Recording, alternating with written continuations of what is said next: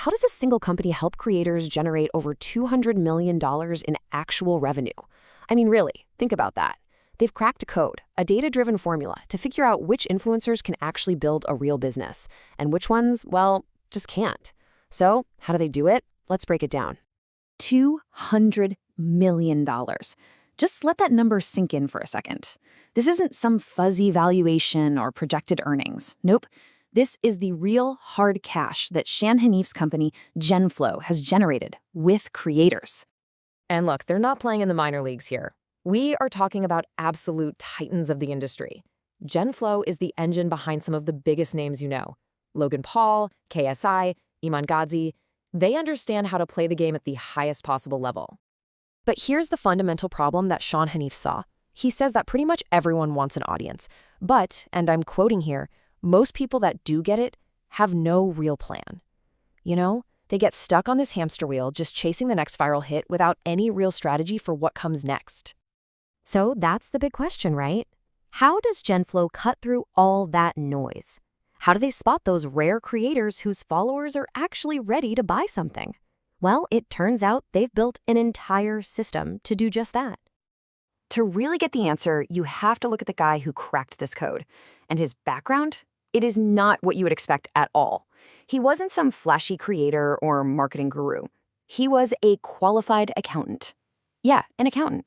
Shan Hanif's path was, let's say, unconventional. He started out as a power seller on eBay, really learning the nuts and bolts of online sales. Then he becomes a qualified accountant, only to quit the very same day he got his certificate, all to chase his dream of building a fitness app. But you know what? It was the failure of that app that led him to his biggest breakthrough. His original goal was that classic Silicon Valley dream. You know the one. He saw all these tech startups and thought, I'm going to make an app and Facebook is going to buy it for $1 billion. And then reality hit hard. He had this moment of clarity and realized he was fighting a battle he could never win.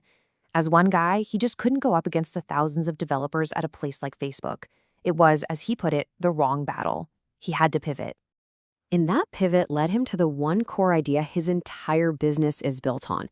Look, anyone can make a product. The really hard part, the part that matters, is getting people's attention, building an audience. So he thought, why not partner with the people who've already solved that problem? Okay, so he's got this killer insight, but how do you turn that into a system you can use again and again?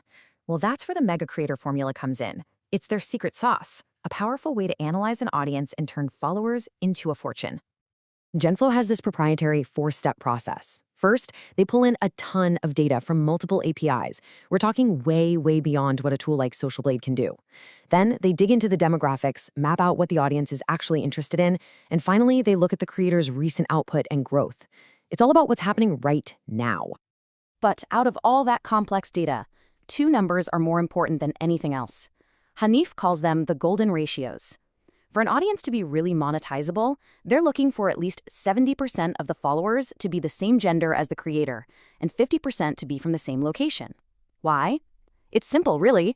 People buy from people they feel are just like them. And this isn't just some abstract theory. It's an active strategy. Creators can literally shape their audience to fit this model. Hanif tells this story about a female creator who wanted to attract more female customers. So what'd she do? She started making content about training during your period. You can guess what happened. A bunch of guys unfollowed, and her target audience grew like crazy. This whole data-first approach lets them be incredibly specific about who they work with. They have a term for it, a mega creator. That's someone whose audience analytics predict they can generate at a bare minimum $250,000 in sales every single year. That's the price of admission. All right, so let's say you've made it. You've got a monetizable audience. Now what? Well, according to Hanif, you're at a fork in the road. There are 2 very different paths you can take, and your choice is going to define your entire strategy from here on out. On one path, you can build for cash flow. This usually means more polarizing content, selling high-ticket offers, and it's all about monetizing fast. On the other path, you can build for equity value. This is the long game. We're talking brand-safe content, products for the mass market, and building a real, sellable business. And here's the fundamental difference, the thing you have to understand. A cash flow business is completely dependent on the influencer. If they stop posting, the business pretty much dies. But an equity value business, like Logan Paul's drink company Prime, That can be sold for a fortune because the brand itself is the asset, separate from the creator. And this really brings us to the core theme of this whole strategy, doesn't it? It's about the massive difference between building a brand by accident and intentionally building a business on purpose. Hanif has this great warning about what he calls the high that creators chase.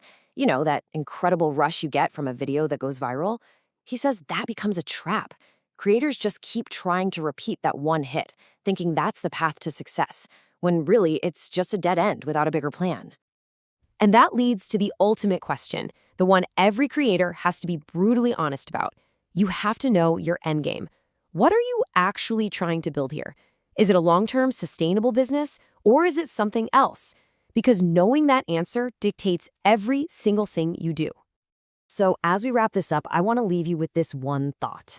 Take a look at your own work, or the creators that you follow, and really ask yourself, is this strategy just a series of happy accidents, or is it a carefully planned machine designed from day one to build a real business?